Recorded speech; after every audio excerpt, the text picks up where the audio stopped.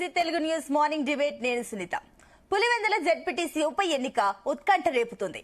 క్షణ ఉద్రిక్తతలు, అరెస్టులు, పోలీసుల ఆంక్షల మధ్య పోలింగ్ జరిపించారు. ప్రజాస్వామికంగా ఎన్నికలు జరగలేదని, ఎన్నికను రద్దు చేయాలని అటు వైఎస్ జగన్ అయితే డిమాండ్ చేస్తున్నారు.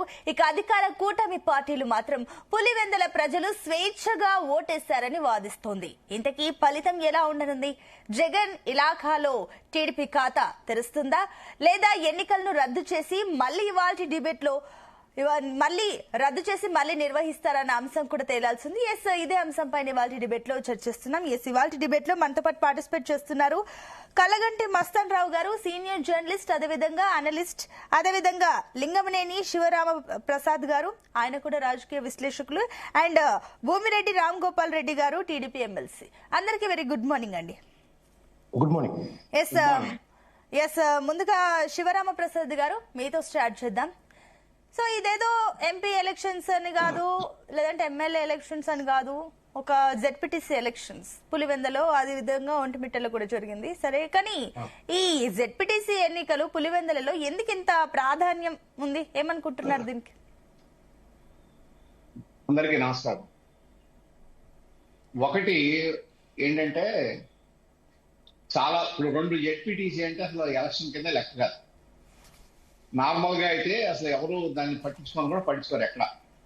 ఇక్కడ ఏంటంటే పులివెందుల్లో ఎలక్షన్, తర్వాత ఒంటిమిట్టలో, ఆ రెండు జెడ్పీటీసీలు కాబట్టి అది కూడా ఇంత పరిస్థితి ఎందుకు వచ్చిందంటే, గత ఎన్నికల్లో ఇంతకు ముందు 2021లో జరిగిన స్థానిక సంస్థల ఎన్నికలకి సంబంధించి వైఎస్ఆర్సీపీ వాళ్ళు అట్లాగే కుప్పంలో కానీ వేరే చోట్ల కానీ చేసిన దానికి సమాధానంగా ఈ విధంగా చేస్తా ఉండొచ్చు అనేది ఒకటైతే, రెండోది ఏంటంటే పులివెందులో మొట్టమొదటిసారి 30 ఏళ్ల తర్వాత ఎన్నికలు జరుగుతున్నాయి అనేది ఒకటి.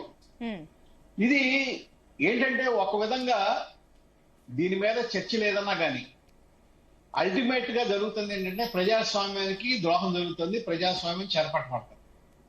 ఇది అవసరమా అనేది ఆలోచించాలి. ఏ పార్టీ అయినా సరే, అన్ని పార్టీలు కూడా ఆలోచించాలి. ఈ విధంగా మనం చేయటం అవసరమా? ప్రజలను ఈ విధంగా మనం ఇబ్బందులు పెడతాం, లేకపోతే ఈ విధమైన దౌర్జన్యాలు చేయటం, ఒక చిన్న ఎన్నికల గురించి ఈ విధంగా చేయటం అవసరమా అనేది కూడా మనం ఆలోచించాలి. ఇది చెప్పండి శివరామ ప్రసాద్ గారు. హలో, ఎస్ చెప్పండి. హోల్డ్ లోకి వచ్చింది చూడండి.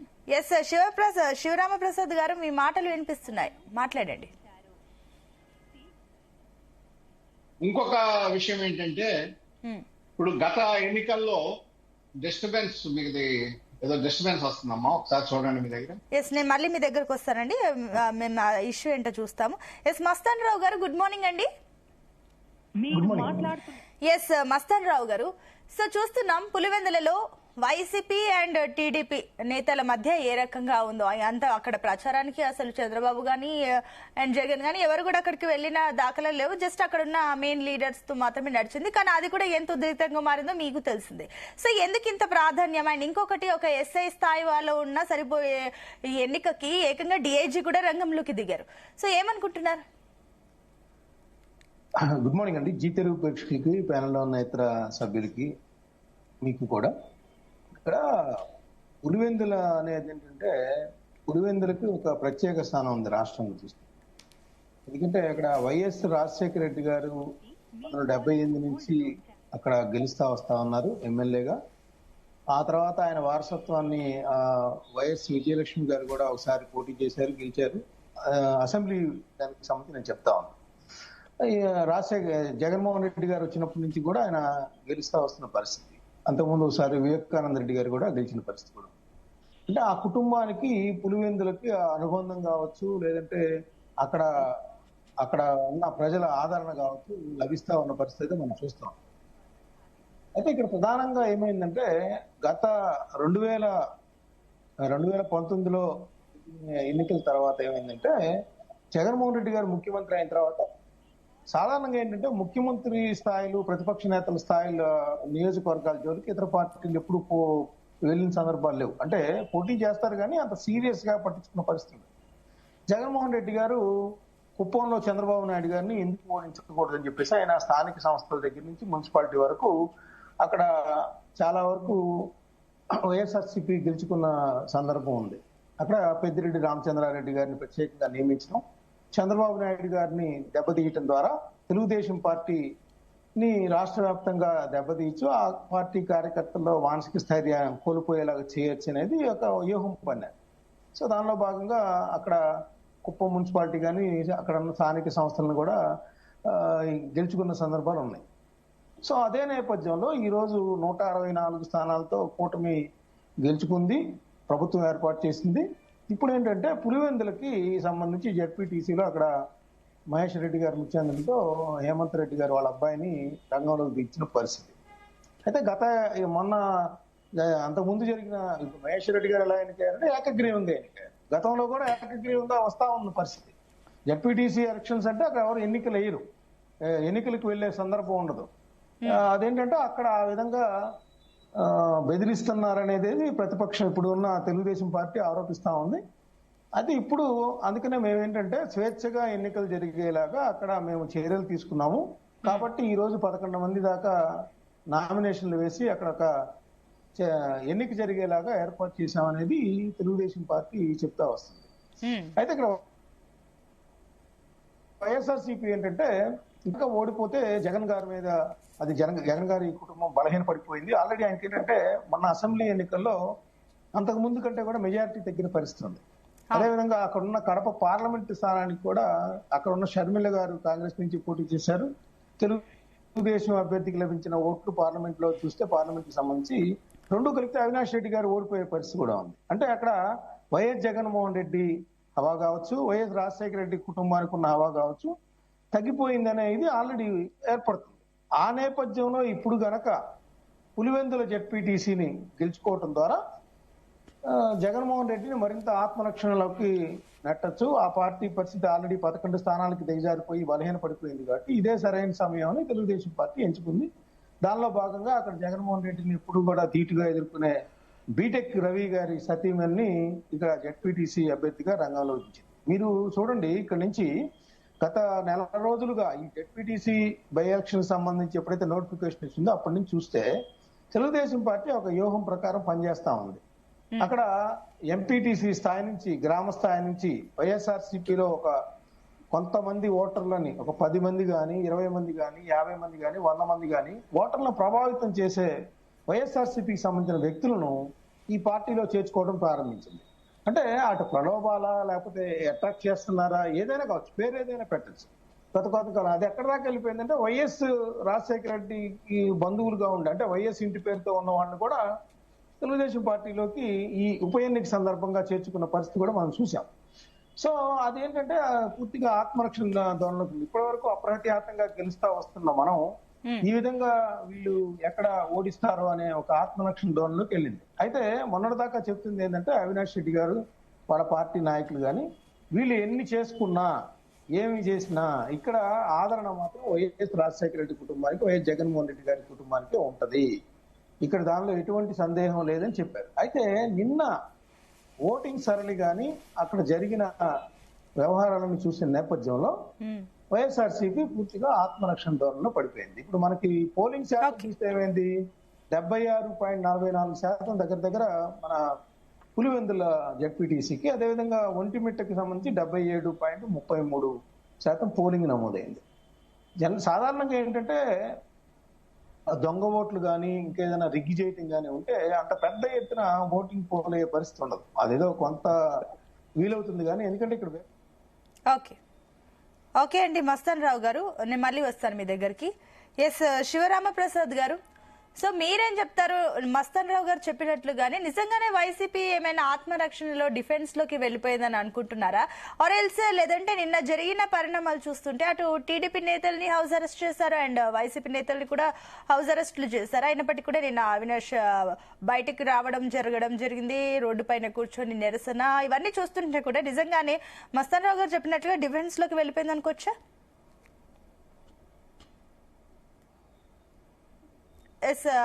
మీ ఆడియన్స్ చెప్పండి.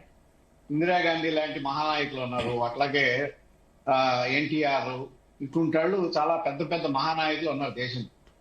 వాళ్ళ నియోజకవర్గాల్లో కూడా ఎప్పుడు 30 ఏళ్ల పాటు ఒకే విధంగా ఎలక్షన్ జరగకుండా ఎప్పుడు లేదు. ఎంత ప్రజాభిమానం ఉన్నాళ్ళైనా సరే, ఎంత బ్రహ్మాండంగా వాళ్ళంటే ప్రజలు అభిమానం చూపించిన నాయకులైనా సరే 30 ఏళ్ల పాటు ఎన్నికలు జరగకుండా ఏకగ్రీవంగా ఎలక్ట్ అవడం అనేది అది సందేహాస్పదంగా ఉంటుంది. ఇప్పుడు అదే మొట్టమొదటిసారి 30 ఏళ్ల తర్వాత ఈ 2 చోట్ల ఎన్నికల పులివెందుల్లో ఎన్నికలు జరుగుతున్నాయి. స్థానిక సంస్థలు ఇంతకుముందు ఎప్పుడు జరగలా అనేది ఒక ఇష్యూ. ఇప్పుడు అది నిజమైతే ప్రజాస్వామ్యంలో వాళ్ళు బయటకు వచ్చి ఓటేసినప్పుడు డెఫినెట్ గా ఓటేసిన వాళ్ళు సంతోషంగా ఉంటారు. వాళ్ళు ఎటు ఓటేశారో అది వేరే సంగతి. కనీసం మా ఓటు హక్కుని మేము వినియోగించగలిగాం అనే సంతోషం కూడా ఉంటుంది. ఇప్పుడు ఇక్కడ మీరు ఇందాక అడిగినట్టు ఇప్పుడు నాయకులు అవినాష్ రెడ్డి గారు కానివ్వండి, ఇప్పుడు మనతో పాటు డిబేట్ లో ఉన్న ఎమ్మెల్సీ గారు కానివ్వండి, వీళ్ళెవరూ కూడా యాక్చువల్ గా స్థానిక సంస్థల ఎన్నికల్లో బూత్ల దగ్గరికి వెళ్ళకూడదు. వెళ్లకుండా నిరోధించాలి. వీళ్ళు వెళ్ళక్కర్లేదు. ఎందుకంటే వీళ్ళ ఇది వేరు. అటువంటిప్పుడు వాళ్ళని గృహ నిబంధన చేయటం కానీ దాంట్లో ఏమీ తప్పులేదు. అక్కడ స్థానిక సంస్థల ఎన్నికల్లో అక్కడికి సంబంధించిన ప్రజాప్రతినిధులు ఎవరు కూడా వాళ్ళు దాంట్లో డైరెక్ట్ గా కల్పించుకోవడానికి అవకాశం లేదు కాబట్టి వాళ్ళని గృహ నిబంధన చేశారో ఏదో చేశారో అది వేరే సంగతి. కాకపోతే ఇక్కడ ఒకటి, మీరు కిందసారి జరిగిన ఎన్నికలు చూసాం. జగన్మోహన్ రెడ్డి గారి హయాంలో 2021లో జరిగిన ఎన్నికలు చూసాం. ఎన్ని బలవంతంగా ఆ నామినేషన్లు కూడా లాక్కుని వాళ్ళ నామినేషన్ ఏనివ్వకుండా, ఇప్పుడు తిరుపతిలో కానీ అనేక చోట్ల మనకి వీడియోలతో సహా వచ్చినాయి. నామినేషన్ వేయకుండా పత్రాలు లాక్కుని ఏకగ్రీవాలు అంటే బలవంతపు ఏకగ్రీవాలు చేసిన పరిస్థితి చూసాం. ఇది ప్రజాస్వామ్యం కాదు. ఈ విధంగా చేయటం అనేది ప్రజాస్వామ్యం కాదు. మీరు ఒక్కటి గుర్తుపెట్టుకోండి, ఏ విత్తనం నాటితే ఆ చెట్టు వస్తుంది. 2021లో నాటిన విత్తనం వాళ్ళ చెట్టు అయ్యి వాళ్ళు మీకు ఫలితం ఇస్తుంది. అదే ఫలితం వస్తుంది వాళ్ళు మీకు. మీరు ప్రజాస్వామ్యంగా ఉంటే, ప్రజాస్వామ్యతంగా ఆ రోజు ఉంటే, ప్రజాస్వామ్యతంగా మీరు స్థానిక సంస్థల ఎన్నికలు జరగనిచ్చుంటే ఇవాళ అదే ప్రజాస్వామ్యం ప్రజలు అదే విధంగా ఉండేవాళ్ళు. మీరు ఆ రోజున ఏం పరిచయం చేశారో, ఆ రోజున ఏ విధంగా మీరు పోలీసులతోనూ రెవెన్యూ అధికారులతో కలిసి ఎన్నికలు చేసి బలవంతంగా ఏకగ్రీవాలు చేసి ఆ అధికార విపక్షాలకు మీరు కనీసం నామినేషన్ వేసే అవకాశం కూడా లేకుండా ఏ విధంగా ఆ రోజున ప్రజాస్వామ్యాన్ని మీరు భంగం చేశారో, అదే పోలీసులు, అదే రెవెన్యూ అధికారులు అదే విధంగా మీరు ఇవాళ ఏది దాని గురించి మాట్లాడుకుంటున్నారంటే మీరు చేసిన దానికి ఫలితం మీకు వచ్చినట్టే లెక్క. కానీ అల్టిమేట్ గా జరుగుతుంది ఏంటి? ప్రజాస్వామ్యానికి ద్రోహం జరుగుతుంది, ప్రజాస్వామ్యం భంగపడుతుంది. ఇది అవసరమా? స్థానిక సంస్థల్లో ఈ విధంగా చేయాల్సిన అవసరం ఉందా? ఇది ప్రజాస్వామ్యవాదులందరూ ఆలోచించాలి. ఉభయ పక్షాలు, అధికార పక్షం, ప్రతిపక్షాలు, మిగిలిన పక్షాలు కూడా ఆలోచించాలి. ఈ విధంగా చేయాలా మనం? ఇది నిజమైన ప్రజాస్వామ్యమా? ఇట్లా చేస్తే ఇది ప్రజాస్వామ్యం అనిపించుకుంటుందా? ఈ దౌర్జన్యాలు, రిగ్గింగ్లు ఈ అవసరమా? ఇది ఆలోచించకుండా మీరు ఇప్పుడు ఇవాళ జగన్మోహన్ రెడ్డి గారు నిన్న స్టేట్మెంట్ ఇచ్చారు, ఇది ప్రజాస్వామ్యం లేదు, ఇది ఎన్నికలు ఇదిగా. అసలు ఇవాళ ఇక్కడ ఉన్న రాష్ట్ర ఎన్నికల కమిషన్ ఎవరు? మీ చేత నియమించబడిన కమిషనరే కదా, నీలమ సాహ్ని గారే కదా, ఆవిడ నియమించింది మీరే కదా. గత ఎన్నికల్లో స్థానిక సంస్థల ఎన్నికల్లో అప్పుడున్న ఎన్నికల కమిషనర్ ఆయన మీద ఎంత ఘోరంగా దుమ్మెత్తిపోసారో చూసారా? విన్నారా మీరు? ఏ విధంగా మాట్లాడారో చూసారా? వ్యవస్థల్ని ఏ విధంగా మీరు కించిపరిచారో చూసారా? వ్యవస్థలకు మీరు సహాయం అందించారు ఆ రోజు. ఇవాళ ఈ పరిస్థితి రావడానికి మీరే కదా కారణం. ఒకవేళ ఇవాళ దౌర్జన్యాలు జరిగింది, రిగ్గింగ్ జరిగింది, లేకపోతే బలవంతంగా ప్రజాస్వామ్యం చెరబట్టిపడింది అంటే దానికి కారణం మీరు ఆ రోజున 21లోనే మీరు దానికి బీజం వేశారు. ఇప్పటికైనా రండి, ప్రజాస్వామ్యతంగా రావాలి తప్ప ఈ విధంగా మాట్లాడి, ఈ విధంగా చేసి, ఈ విధంగా చిన్న చిన్న ఎన్నికల్లో కూడా ఈ విధంగా చేసి ప్రజల్ని ఇబ్బంది పెట్టి, ప్రజాస్వామ్యాన్ని ఇబ్బంది పెట్టి, ఇది కరెక్ట్ కాదు. ఇది ఆలోచించాలి అందరూ. ఓకే అండి.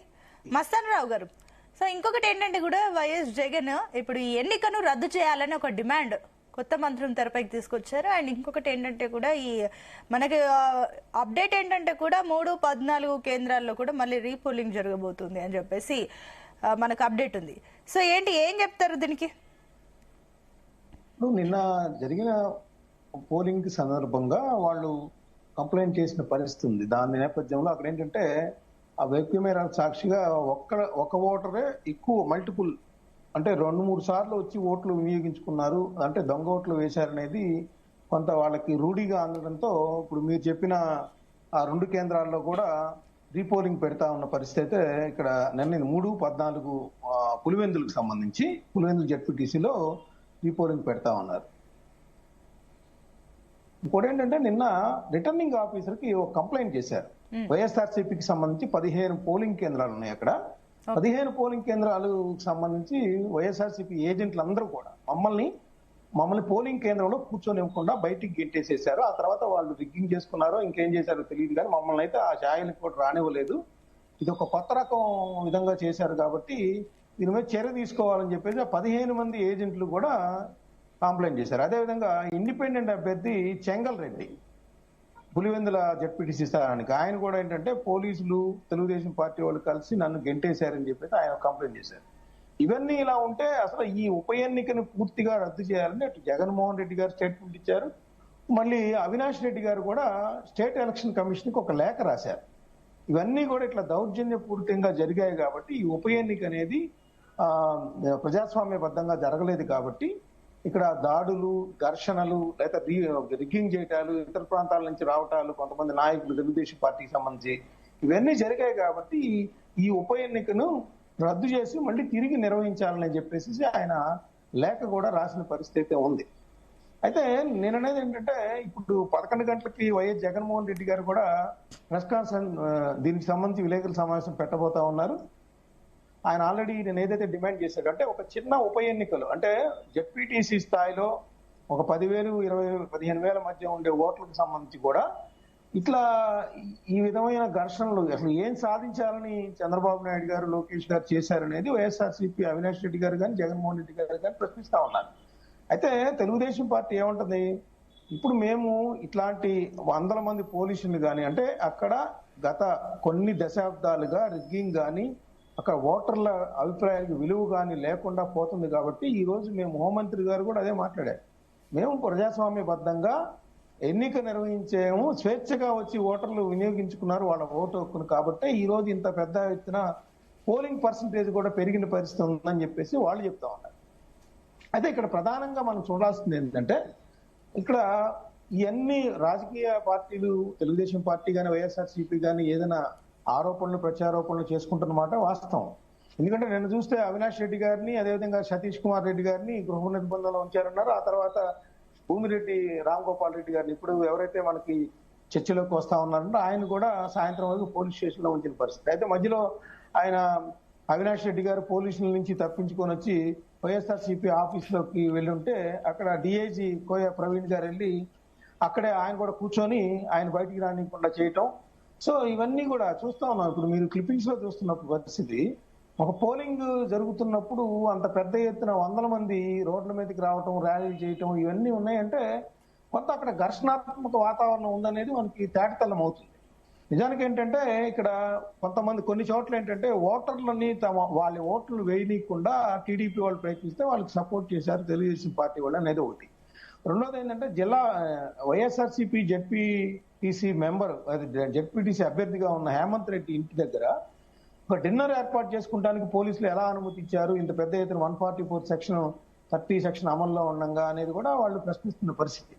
సో ఇక్కడ టోటల్ గా చూస్తే ఏంటంటే పోలీసుల మీద అధికార పార్టీకి అనుకూలంగా వ్యవహరించారనే ఆరోపణలు, కొన్ని వీడియోలను కూడా మన నిన్న ఎలక్షన్ కమిషన్ కి అంబటి రాంబాబు గారి ఆధ్వర్యంలో కంప్లైంట్ కూడా ఇచ్చిన పరిస్థితి. సో ఇప్పుడు స్టేట్ ఎలక్షన్ కమిషన్ ఈ 3-14 కేంద్రాల్లో రీపోలింగ్ చేయటం వరకు ఆగిపోతుందా, లేదంటే ఇక మొత్తంగా తీసుకొని, ఎందుకంటే వెబ్ కాస్టింగ్ కెమెరాల్లో మేము చూపిస్తాం, మా దగ్గర సాక్ష్యాలు ఉన్నాయని చెప్తా ఉన్నారు. అదేవిధంగా కొంతమంది కాళ్ళు కొట్టుకొని బతికిలాడినా కూడా వాళ్ళ ఓటు హక్కును వినియోగించుకోకుండా అడ్డుపడ్డారు అనేది కూడా వాళ్ళు చూపిస్తున్న పరిస్థితి. సో ఇవన్నీ నేపథ్యంలో స్టేట్ ఎలక్షన్ కమిషన్ ఏ విధంగా స్పందిస్తుంది ఏంటి? ఎందుకంటే ఇప్పుడు జగన్మోహన్ రెడ్డి గారు కూడా వెళ్ళి కలుస్తారనేది అంటున్నారు స్టేట్ ఎలక్షన్ కమిషన్ దీనికి సంబంధించి. నిన్న ఒకటే కాకుండా నిన్న టోటల్ గా చూస్తే స్టేట్ ఎలక్షన్ కమిషన్ కి ఈ పులివెందుల ఒంటిమిట్ట రెండింటికి సంబంధించి 18 కంప్లైంట్లు వెళ్ళిన పరిస్థితి ఉంది.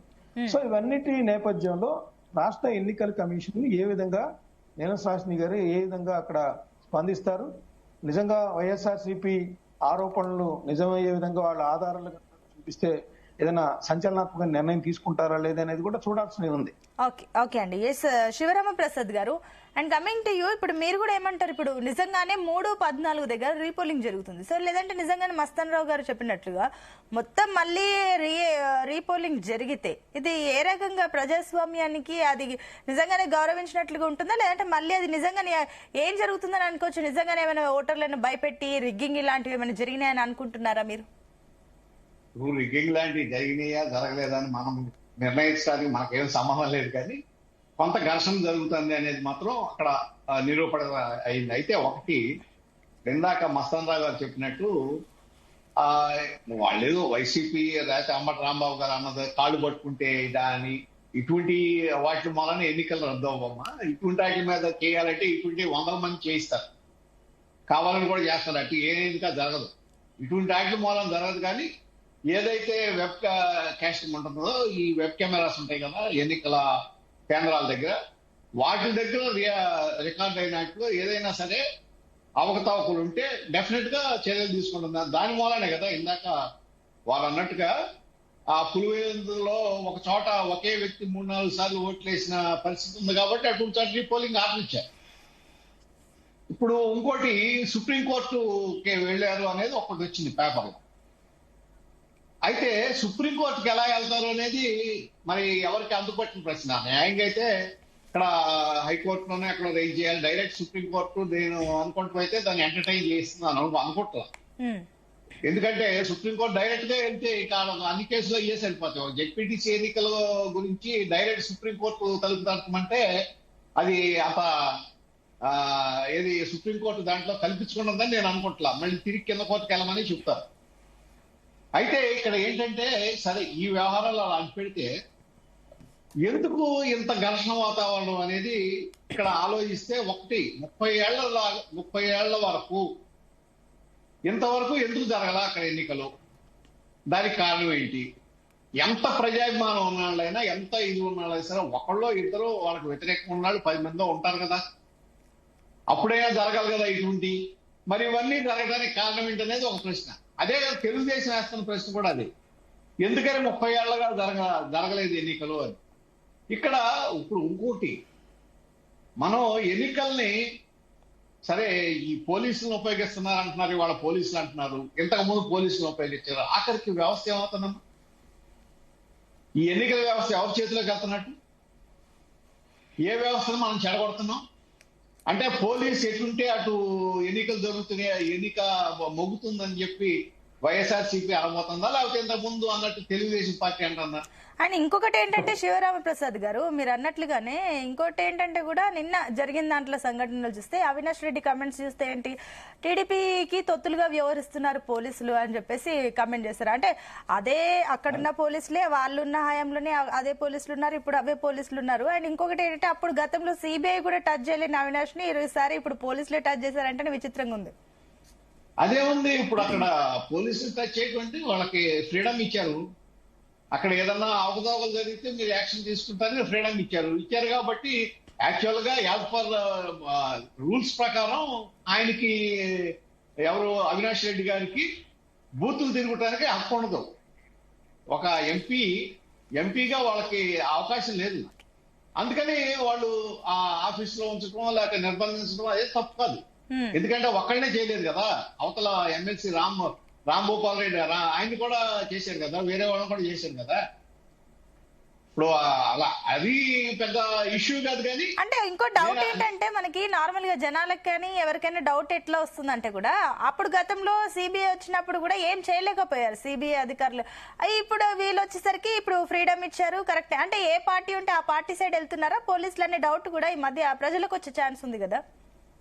అదే కదా, ఇప్పుడు ఏ పార్టీ వస్తే ఆ పార్టీని సపోర్ట్ చేసే పరిస్థితికి పోలీసుల్ని రాజకీయ నాయకులు తీసుకెళ్తున్నారా? తీసుకెళ్తే రేపు పరిస్థితి ఏంటి? ఇప్పుడు ఇదే కదా, వ్యవస్థని ఈ విధంగా చేయటం మూలన నష్టం ఎవరికి? అల్టిమేట్ గా ప్రజలకే నష్టం, ప్రజాస్వామ్యానికే నష్టం. దీన్ని ఏ విధంగా అరికట్టాలి? ఇప్పుడు స్వతంత్ర వ్యవస్థ, యాక్చువల్ గా ఇప్పుడు స్టేట్ ఎన్నికల కమిషన్ కూడా స్వతంత్ర వ్యవస్థ. కాకపోతే వాళ్ళ చేతిలో ఏముంటుంది? ఇప్పుడు పోలీస్కి డైరెక్ట్ గా వాళ్ళు ఆర్డర్స్ ఇస్తే పోలీసులు పాటిస్తారా వాళ్ళు చెప్పిందని? దానికి అదో ఇదో చిన్న చిన్న ఇది పెట్టి తప్పించుకుంటారని చూస్తారు తప్ప, అంటే వ్యవస్థల్ని ఈ విధంగా చెడగొడటం వలన నష్టం జరిగేది. ఒక పార్టీ ఇవాళ గెలవచ్చు, ఇంకో పార్టీ ఓడిపోవచ్చు, కానీ అల్టిమేట్ గా నష్టం జరిగేది ఎక్కడ? ప్రజాస్వామ్యానికి నష్టం జరుగుతుంది. ఒక వ్యవస్థను మీరు చెడగొట్టినట్టు అవుతుంది, ఒక రాజ్యాంగపరమైన వ్యవస్థను మీరు చెడగొట్టినట్టు అవుతుంది. అది అవసరం అనేది కూడా ఆలోచించాలి పార్టీ. ఆ విధంగా చేయటం వలన ఏం నష్టం జరుగుతుంది? రాష్ట్రానికి కదా నష్టం. ఇప్పుడు ఇవాళ జగన్మోహన్ రెడ్డి గారు అనొచ్చు, కానీ 2021లో జరిగినవి అన్ని ఒక సంఘటన చూడండి. ఇప్పుడు మీరు అక్కడ పల్నాడులో మన ఒక మహిళా ఏజెంట్ ఉంటే ఆవిడ్ని సాక్షాత్తు ఎమ్మెల్యే తాలూకు మనుషులు, అప్పుడు ఉన్న ఎమ్మెల్యే తాలూకు మనుషులు వెళ్ళి కొట్టి ఆవిడ్ని బయటకు వెళ్ళిపోమంటే వెళ్లకుండా రక్తంతోనే అక్కడ పోలింగ్ బూత్ లో ఆవిడ విధులు నిర్వర్తించిన విషయాన్ని చూసాం. ఆవిడ ఇప్పుడు ఏదో కార్పొరేషన్ చైర్మన్ ఏది ఇచ్చినట్టున్నారు అంటారు. ఇటువంటి ఎందుకు చేస్తున్నారు? ఎందుకు నాయకులు అటువంటి పరిస్థితిని ఎందుకు ప్రోత్సహిస్తున్నారు? ఇది పార్టీలతో కూడా తప్పే. ఈ విధంగా ప్రోత్సహించాల్సిన అవసరం ఉందా అనేది పార్టీలతో కూడా తప్పే. అల్టిమేట్ గా గెలవడం ఒకటే ముఖ్యం. ఏ విధంగా అయినా గెలవాలనుకుంటే ఇవాళ ఉన్న పరిస్థితులే మళ్ళీ మీకు రిపీట్ అవుతాయి. ఏ పార్టీకైనా రిపీట్ అవుతుంది. అది మాత్రం గుర్తుపెట్టుకోవాలి. మనం ఏం చేస్తే అదే తర్వాత మళ్ళీ మనకు రిపీట్ అవుతుంది అనేది గుర్తుపెట్టుకోవాలి. ఓకే, ఎస్ మస్తాన్ రావు గారు, సో మీరేం చెప్తారు? నిజంగానే ఇప్పుడు సిస్టమ్ చూస్తుంటే కూడా కాస్త ఒక రకంగా ఎవరికి వత్తాసు పలుకుతున్నారన్న డౌట్. సరే, అవినాష్ రెడ్డి బయటకు వచ్చి మాటలన్నా అది వాళ్ళకి ఇప్పుడు వాళ్ళు ప్రతిపక్షంలో ఉన్నారు కాబట్టి సరే, వాళ్ళకి ఏదో ఇప్పుడు వాళ్ళు పోలీసులు వాళ్ళకి శత్రువులుగా ఉన్నారా, ఇప్పుడు మిత్రులుగా ఉన్నారనే విషయం పక్కన పెడితే, నిజంగానే పోలీసులని ఈ రోజు రాజకీయ వ్యవస్థలు వారికి తొత్తులుగా మార్చుకునే వ్యవస్థ వచ్చేసింది అనుకోవచ్చా?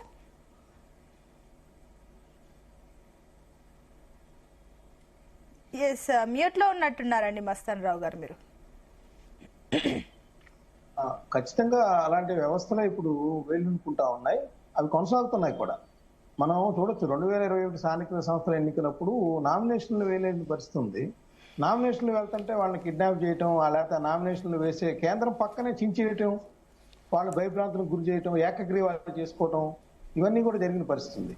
ఇంకోటి కూడా నేను చెప్తాను, యాక్చువల్గా అలా వాళ్ళు చేశారు అంటే అసలు స్థానిక సంస్థలు ఎన్నికలు జరగకుండానే మొన్న ఏదైతే ఈ కూటమి ప్రభుత్వం అధికారంలో కానీ విశాఖపట్నం కానీ గుంటూరు కానీ లేదంటే ఒంగోలు కానీ మీకు తిరుపతి కానీ చూడండి చిత్తూరు కానీ పలమనేరు కానీ కుప్పం కానీ వీటన్నిటిలో మళ్ళీ అధికార పార్టీ మళ్ళీ వాళ్ళని అట్రాక్ట్ చేయటమా, ప్రలోభాలకు గురి చేయటమా, మళ్ళీ ఆ కార్పొరేటర్ని ఆ కౌన్సిలర్ని తీసేసుకొని పోలీసులు సాయంతో కొంతమంది క్యాంపులు కూడా పెట్టారు. బెంగళూరులో కూడా, శ్రీలంక కూడా పంపించారన్నారు. విశాఖపట్నం అయితే చూడండి, అంటే ఏంటి అంటే ఎవరు అధికారం ఉంటే వాళ్ళు ఫోర్స్. అంటే వాళ్ళు గతంలో ఏం చెప్పారు, పవన్ కళ్యాణ్ గారు కానీ లోకేష్ గారు కానీ ఎవరన్నా మా పార్టీలో చేరాలంటే వాళ్ళు ఎన్నిక సంబంధించి ఏదైతే కౌన్సిలర్ కానీ కార్పొరేటర్ కానీ ఎమ్మెల్యే కానీ రాజీనామా చేసి తీసుకుంటా ఉన్నారు. కానీ అక్కడ ఏం జరిగింది మనం చూసాం. ఆ మేయర్ పీఠం అంటే అది సంవత్సరంన్నర ఉంటది.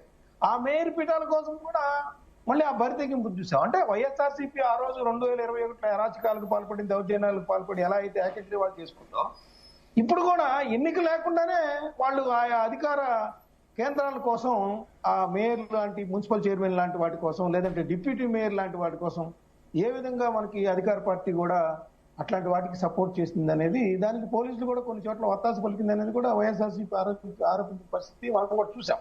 చిత్తూరు లాంటి చోట్ల, తిరుపతి లాంటి చోట్ల కూడా చూసాం. అంటే ఏంటి అంటే పోలీసులు అనే వాళ్ళు ప్రత్యేకంగా వాళ్ళు నేరాలను అరికట్టడానికి కాన్స్టిట్యూషన్ వైలేషన్స్ ఎక్కడైతే ఉంటాయో అక్కడ చేయాలి. కానీ ఇక్కడ ఏం జరుగుతుంది, ఏ పార్టీ అధికారంలో ఉంటే ఆ పార్టీకి సపోర్ట్ చేస్తున్న పరిస్థితి చూస్తా ఉన్నాం. ఇప్పుడు నిన్న అవినాష్ రెడ్డి గారిని లేకపోతే నిర్బంధించారన్నా, ఇప్పుడు రామ్ గోపాల్ రెడ్డి గారు వచ్చారు అక్కడికి. దానికి ఎవరు సమాధానం చెప్తారు? ఆయన మంత్రి గారు, ఇప్పుడు శివరామ ప్రసాద్ గారు చెప్పారు రాకూడదు అన్నారు, కానీ మంత్రి గారే వచ్చారు. అసలు మంత్రి గారికి ఏం పని అంటే మన ఆన్సర్ లేదు మన దగ్గర. కోయ ప్రవీణ్ గారి దగ్గర లేదు, అక్కడ ఉన్న ఎస్పీ గారి దగ్గర లేదు. అసలు ఆయన ఎక్కడో వ్యక్తి ఒంటిమిట్ట దగ్గరికి వచ్చారు, రాకూడదు కదా. అలాగే రవీంద్రనాథ్ రెడ్డి వైఎస్ఆర్సీపీకి సంబంధించి కమలాపురం మాజీ ఎమ్మెల్యే, ఆయన ఒంటిమిట్టలో కనపడ్డారు పోలింగ్ కేంద్రం దగ్గర. ఆయనకేం పని? సో అంటే ఏంటి, అక్కడ పోలీసులు ఇద్దరిని దీని మీద యాక్షన్ తీసుకోవాలి, అటు మంత్రి గారి మీద తీసుకోవాలి అవసరమైతే. అక్కడ వైఎస్ఆర్సీపీ మాజీ ఆయన జగన్మోహన్ రెడ్డి గారి మేనమామ, ఆయన దానిలో ఇన్వాల్వ్ అయ్యారు.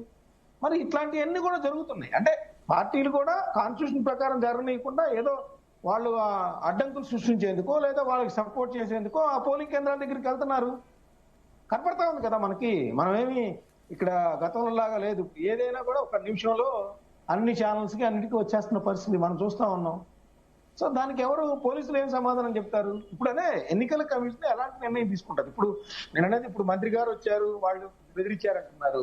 అక్కడ బెదిరింపుల వల్ల ఓట్లు పడతాయా లేదా అంటే, మంత్రి గారు వచ్చినప్పుడు ఆయన మంది మార్పాలను పక్కనే ఉంటది. అదేవిధంగా రవీంద్రనాథ్ రెడ్డి గారు ఆ పక్క ఊరు కాబట్టి ఆయన చూడటం, ఆయన అనుచరులతో వాళ్ళు వస్తారు. సో అక్కడ తెలుగుదేశం వాళ్ళు కూడా భయభ్రాంతులకు గురయ్యే అవకాశం ఉంటుంది. సో ఇలాంటి సందర్భాలు ఎందుకు వస్తున్నాయి ఏంటి? అసలు ఎన్నికల్లో ఓటర్లు తమకు నచ్చిన వాటికి ఓట్లు వేసుకుంటారు, వాళ్ళు గెలుస్తారు, విజేతలు అవుతారు. వీళ్ళందరూ ఎందుకు చేస్తున్నారు? ఈ కోట్ల రూపాయలు పంచడం, బంగారు ముక్కు పడకలు పంచడం, ఒక్కొక్క ఓటుకి మన వార్తలు చూస్తా ఉన్నాం 15,000 నుంచి 20,000 రూపాయలు. అసలు ఎన్ని అవసరమా? ఆ నిజానికి జెడ్పీటీసీకి సంబంధించి అతని వేతనం కూడా ఒక 5,000 రూపాయలు 10,000 రూపాయల లోపల. దానికోసం ఆయన కొన్ని నిధులను ఖర్చు చేస్తారు.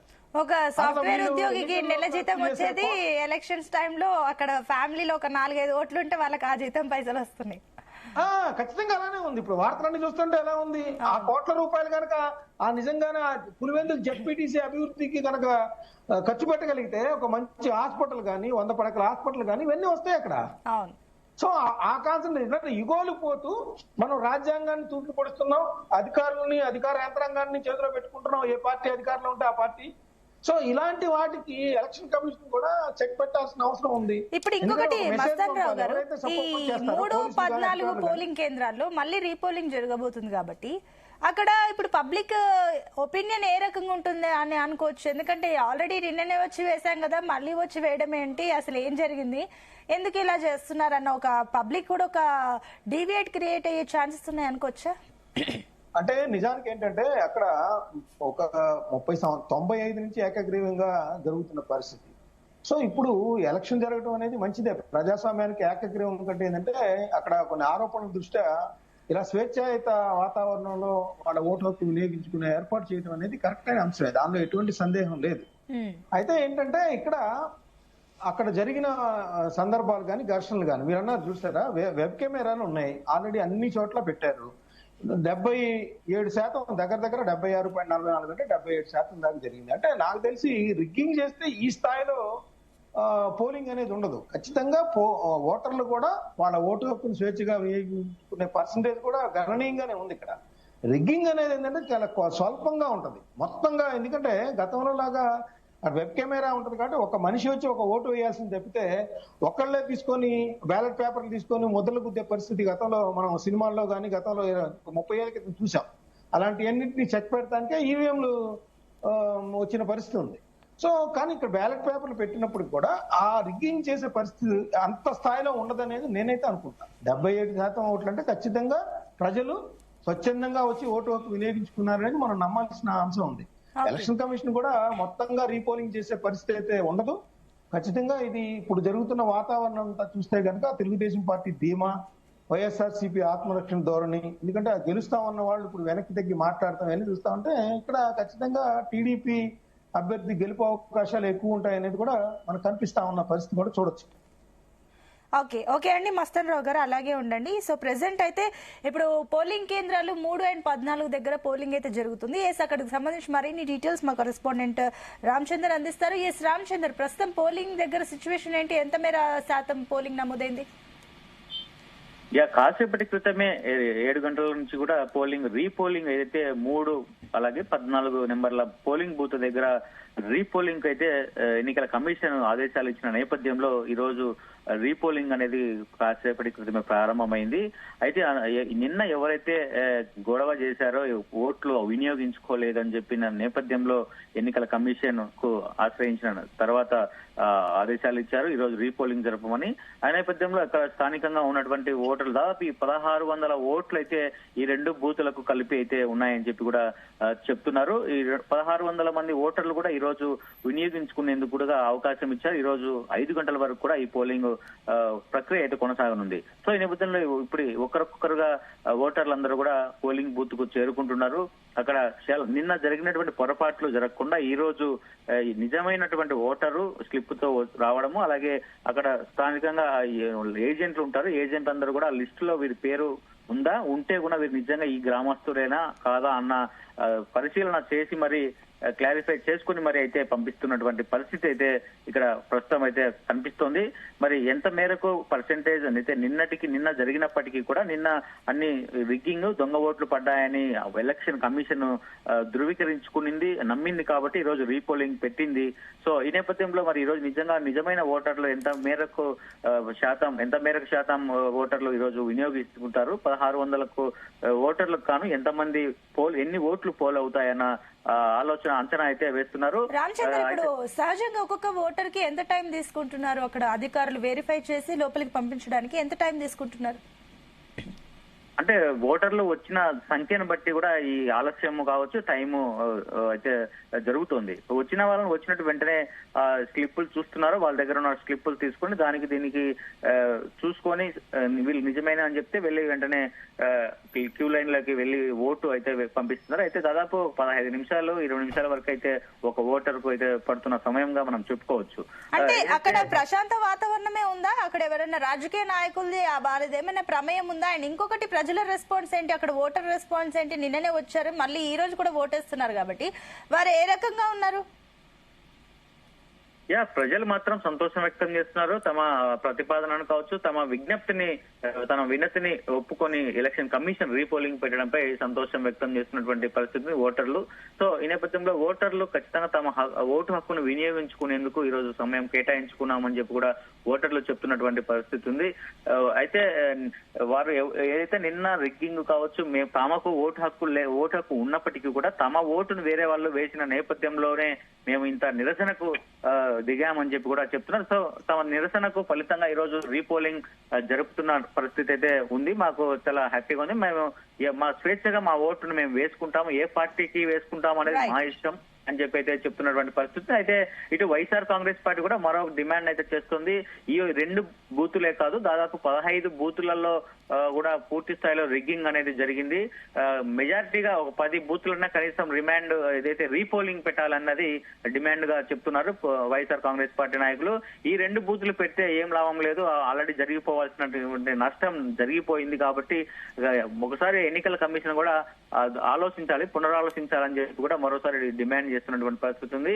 ఎంపీ అవినాష్ రెడ్డి కూడా ఇదే డిమాండ్ చేస్తూ కాసేపటి క్రితమే ఆయన వ్యాఖ్యలు చేసినటువంటి పరిస్థితి ఉంది. మరి ఎన్నికల కమిషన్ ను మరొకసారి ఆశ్రయిస్తారా లేదా అన్నది కూడా అంశంగా మనం చెప్పుకోవచ్చు. Sunitha, thank you Ramachandar.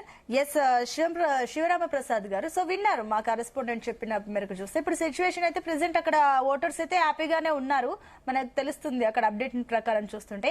కానీ ఇంకొకటి ఏంటంటే మరో డిమాండ్ ఇంకో పక్క లేవనెత్తుతున్నారు. ఏంటంటే కూడా 13-14 దగ్గర చేస్తే సరిపోదు, ఆల్రెడీ జరగాల్సిన నష్టం జరిగిపోయింది, మళ్ళీ మొత్తం కూడా రీపోలింగ్ చేయాల్సిందే అన్న డిమాండ్ ఇప్పుడు తెరపైకి వస్తుంది. ఇది కరెక్టే అనుకోవచ్చా, లేదంటే ఇదంతా కూడా వాళ్ళకి తగ్గట్టుగా మార్చుకుంటున్నారా? డిమాండ్ చేయటం వాళ్ళకున్న హక్కు, అది డిమాండ్ చేయొచ్చు. కానీ ఎలక్షన్ కమిషన్ ఏం చేస్తుందంటే వాళ్ళకి ఏదైతే ఆధారాలు ఉంటాయో దాని ప్రకారం ప్రవర్తిస్తుంది తప్ప వేరే కాదు. కాబట్టి ఎన్నికల కమిషన్కి వచ్చిన ఆధారాల ప్రకారం 2 బూతుల్లో అవకతవకలు జరిగినాయి అనుకున్నారు. ఆ 2 బూతులకి రీపోలింగ్ ఆర్డర్ ఇచ్చారు కాబట్టి మిగిలిన బూతులకి ఆర్డర్ ఇస్తారని నేను అనుకుంటున్నాను. ఎందుకంటే అవకాశం లేనట్లే. ఈ 2 బూతుల్లో ఏదైతే వాళ్ళు పరిశీలించి అవకతవకలు జరిగినాయి అనుకుంటున్నారో వాటిలో రీపోలింగ్ చేస్తున్నారు కాబట్టి. ఇంకొకటి, ఇందాక మన కరెస్పాండెంట్ గారు చెప్పినట్టు ఒక్కొక్క వ్యక్తికి 10-15 నిమిషాలు పడుతూ, మాక్సిమం 3 minutes 4 minutes పడుతుంది. అది కూడా ఏంటంటే అక్కడ ఉన్న ఏజెంట్లు కనుక స్పీడ్ గా ఉంటే ఇంకా తక్కువ టైంలోనే పడుతుంది. ఎందుకంటే వాళ్ళు ఐడెంటిఫై చేయాలి ఓట్లు. ఈ పేరు చదవగానే ఐడెంటిఫై చేసి ఓకే అని నేను కనుకంటే వెంటనే ఓటు ఇచ్చేస్తాను. సో అది ఆ ప్రాసెస్ అట్లా జరుగుతుంది. ఇంకోటి నేను క్రితంసారి విజయవాడ కార్పొరేషన్ ఎన్నికలప్పుడు చూశా, ఒక అభ్యర్థి ఆయన తన నామినేషన్ వేయడానికి వెళ్తే వేయనివ్వకనే పరిస్థితి వస్తే సాక్షాత్తు ఆ రోజు ఉన్న మున్సిపల్ కమిషనర్ గారు ఆయన ప్రొటెక్షన్ ఇచ్చి పోలీసులను ఇచ్చి తీసుకెళ్లి నామినేషన్ వేయించాల్సిన పరిస్థితి వచ్చింది. ఇది నేను ప్రత్యక్ష సాక్షిని దానికి. అంటే ఆ పరిస్థితి ఆ రోజునే క్రియేట్ చేశారు. ఇవాళ నేను అన్నది అదే ఇందాక, మీరు ఏ విత్తు నాటుతారో అదే ఫలితాలు వస్తాయి, అదే ఫలాలు వస్తాయి అనేది కారణం అదే. ఆ రోజున ఏ విధంగా ఎందుకు దౌర్జన్యం చేయాల్సిన అవసరం వచ్చింది? నామినేషన్ కూడా వేయనివ్వకుండా ఎందుకు చేయాలి? బలవంతపు ఏకగ్రీవాలు ఏంటి? ఎందుకని మీరు వాళ్ళని కనీసం నామినేషన్ కూడా వేయని పరిస్థితి ఎందుకు తీసుకొచ్చారు? అది అవి కూడా ఆలోచించాలి. ఎందుకంటే ఇవాళ ఏదో ఒక ప్రతిపక్షంలో ఉన్నప్పుడు ఒక విధంగా, లేకపోతే అధికార పక్షంలో ఉన్నప్పుడు ఒక విధంగా, నేను వైఎస్ఆర్సీపీని అంటలా, వైఎస్ఆర్ కాంగ్రెస్ పార్టీ కానీ తెలుగుదేశం పార్టీ కానీ ఎవరైనా సరే వాళ్ళు ఆ విధంగా బిహేవ్ చేయకుండా ఒక ప్రజాస్వామ్యతంగా, ఇంతకు ముందు జరిగినాయి ఘర్షణలు జరుగుతాయి ఎక్కడ ఒకటో రెండో చోట, కానీ ఈ విధంగా చేయటం అనేది మాత్రం ఎక్కడ కూడా భావ్యం కాదు. ఈ విధంగా పోలీసులు కూడా నిష్పక్షపాతంగా ప్రవర్తించారు, కానీ ఆ విధంగా జరగట్లా. దానికి జరగకపోవడానికి కారణాలు గతం నుంచి అనేక విషయాలు ఉన్నాయి, అనేక వ్యవహారాలు ఉన్నాయి, అనేక విధాలుగా వాళ్ళు ప్రలోభ పెడుతున్నారు, బెదిరిస్తున్నారు, భయపెడుతున్నారు. ఎక్కడైతే వ్యవస్థ రక్షించాలో ఆ వ్యవస్థే రక్షించలేకపోతే ప్రజాస్వామ్యాన్ని ఎవరు కాపాడుతారనేది ఆలోచించుకో. కానీ ఇంకొకటి రాంప్రసాద్ గారు, అంటే ఇప్పుడు 30 years తర్వాత అక్కడికి నార్మల్ గా ప్రజలు వచ్చేసి స్వచ్ఛందంగా ఓటు ఆ పర్సెంటేజ్ చూస్తుంటే కూడా ఒక రకంగా ఆశ్చర్యంగా అనిపిస్తుంది. సరే ఇన్నేళ్లుగా భయపెట్టారా, ఏం చేస్తారన్న విషయం పక్కన పెడితే ప్రజలు దీన్ని స్వాగతిస్తున్నారు. డెఫినెట్ గా. ఎందుకంటే మీరు ఇందాక మన అసలు అన్నట్లు రిగ్గింగ్ అయితే ఈ స్థాయిలో జరగదు. నార్మల్ గా రిగ్గింగ్ జరిగినప్పుడు ఏమవుతుందంటే 30% 40% పోలింగ్ చూపిస్తాడంతే. 40-45% మించదు, 50% మించదు, 80% ఆ లోపే ఉంటుంది. అక్కడ ఉండి రిగ్గింగ్ చేస్తారు. ఇప్పుడు ఇక్కడ ఏంటంటే ప్రజలు కూడా సంతోషంగా ఓటేశారంటే నిజంగా వాళ్ళు గనక గతంలో మన ఓటు దుర్వినియోగం అయింది, మన ఓటు చేయనివ్వలేదు అనుకుంటే మాత్రం ఎవరు అవకాశం ఇచ్చారో వాళ్ళకి ఓటేస్తారేమో, అది మనం చెప్పలేము. ఎందుకంటే సంతోషపడతారు కదా, మన ఓటు మనం ఉపయోగించుకున్నాం ఇన్నాళ్ళకి అనే ఒక ఆలోచన వస్తుంది కదా. 30 సంవత్సరాల పాటు ఎన్నికలు జరగలేదంటే అది కూడా ప్రజాస్వామ్యం అంటే అది హాస్యాస్పదం. బై ఎనీ స్టాండర్డ్స్ ఏ విధంగా ఆలోచించినా, మీరు ఎంత ప్రజాభిమానం ఉన్నా, ఎంత గొప్ప నాయకులైనా, ఎంత లేకపోతే వేరే ఇదైనా సరే, నియంతృత్వంలో తప్ప ప్రజాస్వామ్యంలో 30 ఏళ్ల పాటు ఎన్నికలు జరగకుండా ఏకగ్రీవం అవడం అనేది జరిగే విషయం కాదు, నమ్మశక్యమైన విషయం కాదు. ఖచ్చితంగా అక్కడ బెదిరింపులో, లేకపోతే ప్రలోభాలో, లేకపోతే ఇంకేదో దౌర్జన్యాలు ఏదో జరుగుతాయి. ప్రజాభిమానం కనీసం మీకు వ్యతిరేకంగా 10% ఉన్న వాళ్ళైనా వేస్తారు కదా, వాళ్ళైనా ఎదుర్కోవాలి కదా. అది మాత్రం ఖచ్చితంగా ఎట్టి పరిస్థితుల్లోనూ ఏ స్టాండర్డ్స్ ప్రకారం కూడా మనం దాన్ని అభిమానం అనడానికి వీల్లేదు. అభిమానం అనడానికి అనేది ఏ స్టాండర్డ్స్ ప్రకారం కూడా ఒప్పుకోవడానికి వీల్లేదు. మరి వాళ్ళు సంతోషపడుతున్నారేమో, ప్రజలు ఓటేస్తున్నాం అనుకుంటున్నారేమో, మరి అది ఆలోచించాల్సిన విషయమే కదా. ఫైనల్ కమెంట్స్ అండి, ఫైనల్ గా చెప్పండి. డెఫినెట్ గా నేను మామూలుగా ఈ 2 ఉప ఎన్నికల గురించే కాకుండా, 2 పార్టీలకే కాకుండా అన్ని రాజకీయ పార్టీలకి చేసే విజ్ఞప్తి ఏంటంటే, మీరు కనీసం ఎవరైనా గెలవనివ్వండి, మీరు ప్రచారం చేసుకోండి, మీ ప్రయత్నాలు మీరు చేయండి. కానీ ఈ విధంగా దౌర్జన్యాలు చేసుకుంటానో, లేకపోతే పోలీసులను ఆకట్టుకునో, లేకపోతే ఈ విధంగా అవకతవకలు చేసో, లేకపోతే బూత్ రిగ్గింగ్లు, బూత్ క్యాప్చరింగ్లు వీటి మూలన గెలుస్తాం అనుకుంటే మాత్రం ఏదో ఒక రోజున మీరు దానికి బలి అవ్వక తప్పదు. ఖచ్చితంగా మీరు దాని ఫలితాలు అనుభవిస్తారు. కాబట్టి ప్రజలకు సేవ చేసి ప్రజాభిమానం పొంది అలా గెలవటానికి చూడడం తప్ప బూత్ రిగ్గింగ్లు, బూత్ క్యాప్చరింగ్లు ఇటువంటి, లేకపోతే వ్యవస్థలను చెడగొట్టడం, ఈ పని మాత్రం చేయొద్దు. ప్రజలకి ప్రజాస్వామ్యం దూరం చేయొద్దని మాత్రం వేడుకుంటున్నాను. రైట్. మస్తాన్ రావు గారు, మీ ఫైనల్ కమెంట్స్. ఇప్పుడు ఇలాంటివి రిపీట్ అవుతా ఉన్నాయంటే దీనికి కారణం ఏంటంటే ఎన్నికల కమిషన్ కి సొంత యంత్రాంగం అంటూ ఉండదు. ఏదైతే అక్కడ ప్రభుత్వంలో ఎస్పీలుగా, డిఐజీలుగా, సిఐలుగా, ఎస్ఐలుగా పనిచేస్తుంటారో వాళ్లే పనిచేయాలి. ఇటీవల కాలంలో ఏంటి, గత 20 సంవత్సరాలు చూస్తే ప్రతి పోస్టింగ్ కి ఎమ్మెల్యే దగ్గరకో, లేకపోతే ఆ మంత్రి గారి దగ్గరకో, లేకపోతే ఆ ఎంపీ గారి దగ్గరకో వెళ్తా ఉన్నారు. వెళ్తున్నప్పుడు ఖచ్చితంగా ఇలాంటి వచ్చినప్పుడు వాళ్ళు ఏదైతే ఆదేశాలు ఇస్తారో వాటిని పాటిస్తూ ఉంటారు, ఏ పార్టీ అధికారంలో ఉంటే అది. అలాంటప్పుడు ఏంటంటే ఇలా బై ఎలక్షన్ జరిగేటప్పుడు ఇక అదేటు సంస్కరణ రూపం సొంత యంత్రాంగం అంటే అయ్యే పని కాదు, లేకపోతే వేరే రాష్ట్రాల నుంచి యంత్రాంగం రావడం కూడా అయ్యే పని కాదు. నేననేది ఏంటంటే ఇట్లాంటి బై ఎలక్షన్స్ లాంటివి జరిగేటప్పుడైనా అక్కడ ఉన్న స్థానిక పోలీస్ అధికారులు ఎవరిని కూడా అక్కడ లేకుండా చేసి, లేదంటే రెవెన్యూ యంత్రాంగాన్ని కానీ ఆ ఎన్నికల వరకు కనుక చేస్తే కొంతవరకు ఈ అధికార పార్టీకి అనుకూలంగా వ్యవహరిస్తున్న విమర్శలు, లేదంటే ఆ ఘర్షణలు నివారించడంలో ఒక పక్ష వహిస్తున్నారనే ఆరోపణలకి కూడా లేకుండా చేసినట్లు అవుతుంది. సో ఖచ్చితంగా ఇట్లాంటి అంటే ప్రతిష్టాత్మకంగా అనేది ఏముండదు, ఎలక్షన్ గానే ఉంటది. అంటే నాననేది అంటే ఇట్లా మాజీ ముఖ్యమంత్రి నియోజకవర్గానికి సంబంధించి కానీ అట్లాగా ఘర్షణలకి, ఎందుకంటే ఇన్ని వందల పోలీసులు ఒక జెడ్పీటీసీకి ఎక్కడ ఉపయోగించి ఉంటారు నాకు తెలిసి. సో అలాంటప్పుడు ఏంటంటే ఇట్లాంటి సందర్భాల్లో లోకల్ ఎవరు కూడా అధికారులు కానీ ఎవరు లోకల్ వాళ్ళు ఉండకుండా చర్యలు తీసుకొని ఆ విధంగా నిర్వహించదలిస్తే కొంతవరకు వీటిని అవాయిడ్ చేయొచ్చు. రెండోది ఏంటంటే మీరు ఇప్పుడు కడప రిపోర్టర్ చెప్పినట్లుగా వాళ్ళు ఏమంటారంటే మొత్తం 15 పోలింగ్ కేంద్రాలకు సంబంధించి ఇప్పుడు 2 చేస్తా ఉన్నారు. మేము చెప్పింది ఏంటంటే మొత్తం అంటున్నారు, లేదంటే కనీసం 10 పోలింగ్ కేంద్రాల్లో అన్న చేయగలిగితే బాగుంటుంది అనేది అన్నారు. అయితే అక్కడ పారామీటర్స్ ఉంటాయి. ఒక పోలింగ్ కేంద్రంలో రీపోలింగ్ నిర్వహించాలంటే ఎలక్షన్ కమిషన్ కానీ అక్కడ ఉన్న పోలింగ్ ఆఫీసర్స్ ఇచ్చే నివేదికలు కానీ, లేదంటే అక్కడ ఉన్న వెబ్ కెమెరా సాక్షిగా వాళ్ళకి లభిస్తున్న సాక్ష్యాధారాలు కానీ ఇనిషియల్ గా తీసుకుంటారు. వైఎస్ఆర్సీపీ అడిగిందనో, లేదంటే వాళ్ళకి తక్కువ ఓట్లు పడ్డాయనో, తెలుగుదేశం పార్టీ వాళ్ళు ఎక్కువ ఓట్లు పడ్డాయనో అవన్నీ వాళ్ళకి అనవసరమైన విషయం. వాళ్ళకి కావాల్సింది టెక్నికాలిటీస్. ఆ టెక్నికాలిటీస్ కి సంబంధించి అక్కడ వాళ్ళ ఆరోపణలకు బలం ఉందా లేదా, అవి ఉన్నాయి కాబట్టి ఆ 2 కేంద్రాలను సెలెక్ట్ చేశారు. మొత్తం చేయటం అనేది జరిగే పని కాదు, అది జరగదు కూడా. ఖచ్చితంగా ఎల్లుండే కౌంటింగ్ జరుగుతుంది. ఇప్పుడు వైఎస్ఆర్సీపీ ఏదైతే ఆశిస్తా ఉందో, డిమాండ్ చేస్తా ఉందో ఆ విధంగా మొత్తం రీపోలింగ్ చేసే పరిస్థితి అయితే లేదు. ఉప ఎన్నికలు రద్దు చేసే పరిస్థితి కూడా అంతకంటే అక్కడ కనిపించట్లేదు నాకైతే.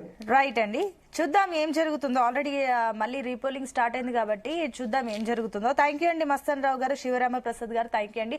సో మొత్తం మీద అయితే 3-14 దగ్గర మళ్ళీ పోలింగ్ కేంద్రాల దగ్గర మళ్ళీ రీపోలింగ్ అయితే జరుగుతుంది. చూద్దాం ఇక్కడ మాత్రం ఇప్పుడైనా ప్రశాంతంగా జరుగుతుందా, మళ్ళీ ముందుకు వెళ్తుందో. ఆల్రెడీ వైసీపీ నుంచి అయితే ఒక వాదన వినిపిస్తుంది, ఈ రెండింటి దగ్గర జరిగితే ఏమవుతుంది, జరగాల్సిన నష్టం అయితే జరిగిపోయింది, మళ్ళీ పూర్తిగా చేయాల్సిందే, మళ్ళీ ఎన్నికని మళ్ళీ రద్దు చేసి మళ్ళీ నిర్వహించాలి.